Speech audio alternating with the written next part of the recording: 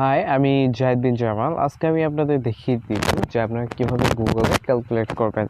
So গুগলে অনেকভাবে calculate করা যায়, আর গুগলে ক্যালকুলেট করার জন্য আমরা এই ক্রোম ব্রাউজারটা ইউজ করব।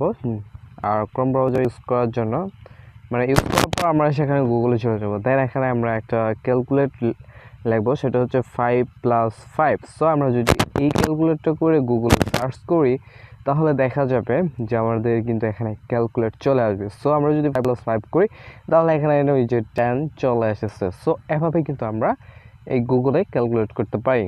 সো এখানে যদি আরেকটা ক্যালকুলেট করি, সেটা হচ্ছে 40%।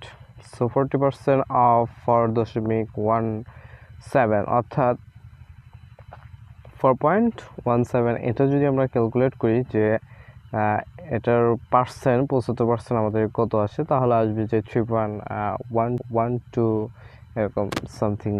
সো এভাবেই কিন্তু আমরা ক্যালকুলেট করতে পারি। সো গুগলে আরও অনেক ক্যালকুলেট করা যায়। সো আমরা যদি বলি যে $1, $1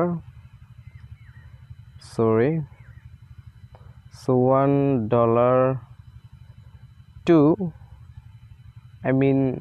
এটা কি দিতে পারি, $1 টু টাকা দিতে পারি। হ্যাঁ, সো আমরা $1 টু টাকা, সো এটা দিয়ে আমরা ক্যালকুলেট করতে পারি।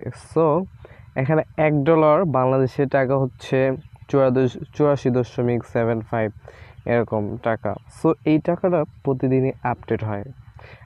কথা হচ্ছে যে এটা 80 নিচে নামে না, এবং এটা 90-এর উপরে যায় না, সবসময় এর মাঝামাঝি বরাবর থাকে এই ডলারটা। সো এইভাবে আপনারা কিন্তু ক্যালকুলেট করতে পারেন।